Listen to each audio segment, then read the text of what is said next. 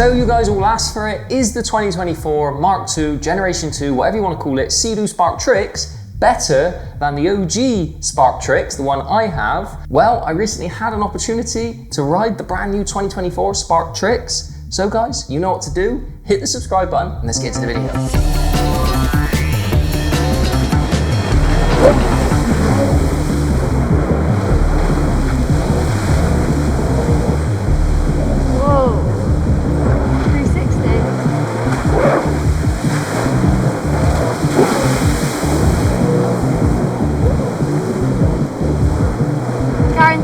Prefer this already, I can tell.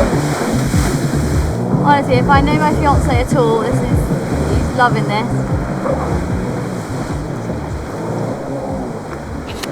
So recently I went to 158 Tattershall for the week, and I was kindly given the opportunity by one of the residents there to have a go on their brand new 2024 Spark TRIXX. Naturally, I wanted to jump at the chance. I've made a previous video, watch it here, where I speak about my first impressions to the brand new I call facelift, softer Spark TRIXX, and naturally everyone said to me, Joe, you need to test one. Well, I've now had an extended ride on one. It was about 45 minutes of me blitzing around on the Spark, doing some laps, doing some donuts, doing some wheelies, putting all of the stuff that Seadoo claimed has improved to the test, and I'm going to give you guys the lowdown, and I'll try and do it in a bit of a breakdown fashion. Megan actually captured all of the footage, so I'm going to break that down and we'll go through it together today. And George, who was the very kind owner who let me have a go, shout out George, give him some love in the comments. He actually then let me do a bit of a walk around of the Spark, an up close comparison, and it was really helpful for me to get an idea of how the new Spark feels in person, because sometimes seeing something in a video or a photo isn't quite the same as the feeling you get when you're stood next to it. So in my first critique video, I was quite harsh on the new styling of the Spark, calling it bubblified. Now over the past month since they introduced the new Spark, I've came to appreciate it a little bit more. It looks more refined, and I can 100% say when you're stood next to it, there is a sense of refinement that I don't necessarily think you have with the Gen 1 Spark. Now, whether that's to the detriment of losing some of the product styling, I still feel as if it's lost a bit of its identity. There's just certain parts of the design, most notably the rear deck. Now, they don't have that same, angular design that we all came to love. Now, naturally, immediately, I was able to pick up on the aesthetical changes from a functional point of view. So that front hood, which actually has the removable panel to put the speaker system into, the Gen 2 speaker system. The seat's obviously completely different now. It's a true one-up seat, which I'll get into a bit more in a sec. We now have the waterproof storage box, the new handlebar configuration, the new IBR, which all sort of contributes to what Seadoo are calling the sort of Generation 2 refinements. What that really translates to, as you can see here now, is when you jump on it for the first time, you have that sense of familiarity with the Spark, which we've all came to love since 2014, but it feels as if things have just subtly changed for the next generation, which hopefully, hint hint Seadoo, kicks on to the faster Spark. But we now have what feels more like ergonomics. So if you look at the performance skis for Seadoo, your legs really feel as if you can lock in. That to me now seems more present in the new Spark. I wasn't able to confirm whether those panels come away. Guys, put in the comments if they come away like on the old design, but they definitely feel as if your legs can hug into them more. The biggest one for me when I jumped on it immediately is we've lost palm grips. To me, ergonomics is a big part of why you would potentially embrace new gen. When you get on the Spark, the combination of the riser where you can adjust the handlebars and the fact that you have those palm rests, for me, it always allows me to ride more aggressively for longer. Seadoo have now opted to remove those, and if you want those are an optional extra. So that is a bit of a bummer. I don't think that's the right move for Seadoo, but I kind of understand what they're trying to do there. They're kind of trying to get people to spec them as optional extras at the dealer, I guess. Now we see the full gauge on the handlebar now for all of the controls, whereas on the previous design, we just had the VTS up and down. We now see a bit more of a refined, dial system. I'm not 100% sure what they all do. So again, guys, put in the comments. I just jumped on this thing and I went into hooligan mode. I must say, before anyone puts in the comments, George had previously fully warmed up this ski, so I was able to basically get on it and go to tang. So the handlebars, biggest change I would say if you're familiar with the old gen is the fact we've lost palm grips. The new introduction of the new dial system, I think that's only a positive thing. More functionality is great. So then once I pushed away from the VersaDock and I could feel the actual tippiness of the Spark for the first time, felt very, very comparable to my newly converted 2-Up. Guys, if you haven't watched that, watch that here. There is going to be a follow-up video where I give my full breakdown of my thoughts on 3-Up versus 2-Up. But this was a great opportunity for me to feel how the true 1-Up, or what Seadoo are now calling that true 1-Up, with the one-seater seat, if that makes sense, compared to the 3-up seat that I've got. I'm still in the camp personally that I prefer the OG slender seat, the motocross style seat. To me, it feels like an MX bike, which is what I always fell in love with the Spark. The new seat feels wider. It actually reminds me of the GSX. It's got a lot fatter, and I still hope and pray that that fatter seat is hopefully because there are subtle dimensional changes underneath there to get it wider, to get a little bit more componentry into the engine bay, to get faster. Spark, probably wishful thinking for me. I think they've more just lent into the fact that they're trying to coin this new aggressive seat. When I sat on that seat for the first time, it definitely hugs you a little bit more like, again, the performance RXTs, RXPs, but I personally still prefer the narrow seat. I do like the styling though, with the split tone color waves that's going on. That looks epic. Maybe a nice little Seadoo badge on there would have been good. Then one of the first things that I personally noticed was the footwells. We've now got this ridge design versus the hexagonal design previously. Little small subtle things like that. Obviously some people are going to put probably hydroturf and stuff on there. But for me, I like to keep things OEM, as we know. I would maybe say the ridges are a little bit of an improvement. So you've just got a bit more stability there. So the rubber sole of my boot actually tacked to it a little bit better. So I think that's a positive improvement. And then guys, once I started to ride this ski, immediately I wasn't like blown away, but there were small subtle details that I think if you really tune into, you can feel. So inherently, I think the IBR is a little bit quicker. And when I say IBR, I mean the intelligent braking system, so the bucket and the way that it works. Seadoo spoke a lot about how they'd improve the transition between putting the ski into reverse, then popping it into obviously drive, and how you can get that wheelie to go a lot easier.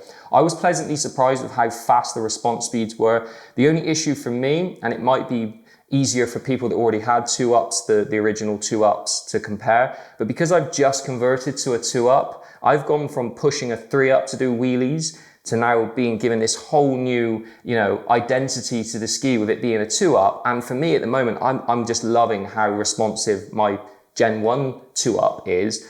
So I didn't feel like a huge jump, I have to be honest. And I know that was a big part of Seadoo's promotion, that now it's easier than ever to do wheelies. What I would maybe say is it felt easier to hold the wheelie, if that makes sense. It seems a bit more linear, the way that you can keep that power on. Anyone that's rode a Spark will know that sometimes it feels as if you're gassing it a tremendous amount on the original gen to keep it completely vertical. I really like the nature of when the ski does fall over or you're doing an aggressive spin, your legs, when they hit the side when your legs hit the side gunwale, that plastic component, because it's all now smooth, you don't seem to get the same shin bruises and getting knocked around. So that's really nice. And if you're like me and you like to sit in the footwells and do spins and tricks and that sort of stuff, it's really comfortable now. Doesn't seem to dig into you as much. That's all great. I liked all of that. Ultimately, the Spark is a ski that's designed to be playful. And when you spin it, inevitably fall off, you want to reboard it with ease. The same is true for the rear of the ski. With it being a lot softer, yes, it doesn't look as aesthetically pleasing. It's lost all that angular identity. It's definitely a more pleasant ski to reboard when you fall off. Now, the bit that you all likely care about, which is the bit I care about, does it spin more effortlessly? 100%. I would say it's a much more effortless spin, which obviously the Gen 1 Spark, we have to say here, is effortless, in my opinion. If you're a rider that's came from 2 strokes and you familiarize yourself with true rider input and mastering those crafts, a Spark can be a doddle, whether you're on the first gen or the new gen. But as you can see in this footage, it lets go even faster. Now, that's not to say that my current Spark, my newly converted 2-up Spark, doesn't let go, but I just felt like I jumped onto the new Spark and it all felt even more compliant than the previous Spark, which is crazy to say. I speak about rider compliance a lot, and I tend to sort of lean towards a negative thought process with compliance, because compliance to me is all around taking rider skill. I tend to think that what Seadoo have done here is they've tried to make what they call the entry-level ski, which frustrates all of us guys who like lightweight, playful fun. They've tried to make it even more friendly for your brand new, uninitiated rider coming into the PWC world for the first time, and it does that job effortlessly. As for sort of popping it out of the water, doing like your little hops, just using obviously a blip of power, using your body weight to pull it up, I feel it's kind of similar. I have to be honest. I really wanted to get on it and feel like this whole transformation. Now, I did do some of the so-called, like the reverse spins where you can splash all of your friends, watching you. And that is more effortless than the Gen 1 for sure. I didn't have a go at doing the submarine mode. I've got to be honest, I wasn't 100% sure how you do it. Maybe one of you guys can put in the comments if you've been killing it with some submarine modes. Generally just a great rider experience. I was semi-apprehensive when I got on it. Was I going to be saying to Megs when I came off, right, I'm selling our Spark and buying a new gen? I was kind of worried that was going to happen because I really do love still love the product styling of the original gen. Now, as I promised guys, I did film a dedicated piece after I finished riding next to the ski. So I'm going to go through that now. The weather is incredible, isn't it? George, Megan's just come to film some clips of it close up so we can link it with earlier on. Hiya mate, you good? You just chilling? Yeah. Boiling. And what a community up here. Everyone's lovely. We have a new Spark here which is being demonstrated by the new gen, quite literally. Look at that. So we quite literally have new gen for new gen. How old are you? 12, so that's perfect, that's really fitting. Brand new ski, 12-year-old demonstrating it perfectly. But the biggest difference with this is it's a lot smoother, right? If you look at it, everything's been softened off. So we've got nice big chamfered edges now, so when you obviously fall off the side and you get back on, you're not going to have any of those bruises on your shins the next morning, or you'll have less of them.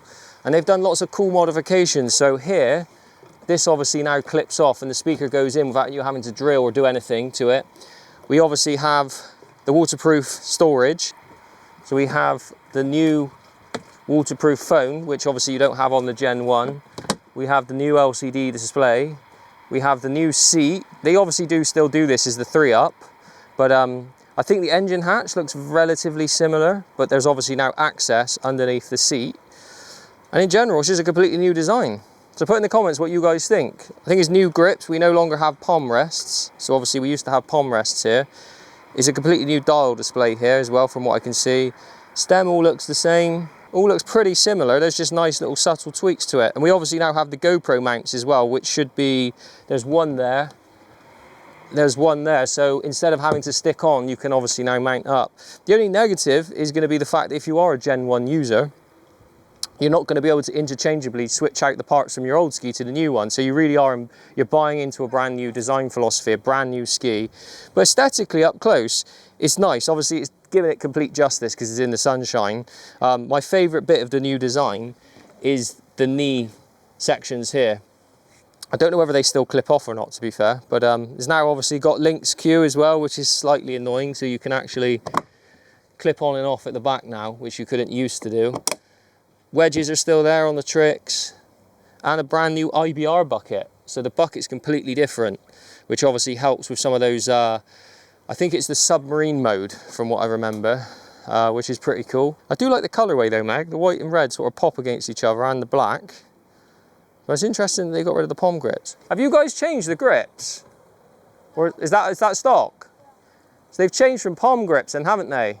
You remember on the old one, it was palm grips? Yeah, it had palm grips, didn't it? Where you sort of rested your hand. So I think they may have done that as like an upscale thing. So you would have it standard and then you would probably pay more to have the palm grips. Also move the actual desk position the other side, which is quite interesting. I intuitively went here, but it's actually now this side. So guys, put in the comments what you think about the new product styling. I think with design, everything is subjective. There's semantic interpretation of everything. For some people, they're going to love that new design. And for some people, like myself, you're going to be on the fence. But I think what's going to push us all to the new gen is if hypothetically, and I know everyone says, Joe, it's never going to happen, Seadoo pulls some of that technology from the snowmobiles. People message me every week saying they already have the turbo variation of the 900 Ace and it's working amazingly in the snowmobiles and it can do 150 brake. And I'm like, guys, if Seadoo do deliver us that, I'm going to lose my mind because it will be the first time ever in modern history for Seadoo. They'll have a lightweight, playful, fun ski that will truly be comparable performance to the old gen skis. No, it's never going to be a two-stroke. But man, would it be epic if we finally saw 130 or 150, horsepower on one of these skis. 60 miles an hour would be the sweet spot, and I'd be a very happy boy. I'd probably then have a double trailer, I'd have a Seadoo Spark, and I'd have a 717 XP, and they would be my go-to skis. Or maybe I'd have a triple trailer. Hit this video here, and I've made a video where I've rode a 2024 Superjet for the first time. Now, whilst I probably wouldn't buy a 2024 brand new stand-up, it's gave me the bug to want to get a stand-up, get like a 95 square nose, that would be epic. But the point I'm getting at here is you could have a triple trailer setup, new gen Spark, old gen XP, and maybe on the front have a stand-up, go to the seaside, and you've got every eventuality there. Now, people always ask me, what is it about the old stuff? Because obviously, as much as we're all keeping the classics alive here with classic jet skis, I do have new gen riders that have no, affiliation with old stuff. And they always say to me, Joe, what is it about the old stuff that keeps you hooked? I've got to be honest, it's a combination of three things. So number one is the sound.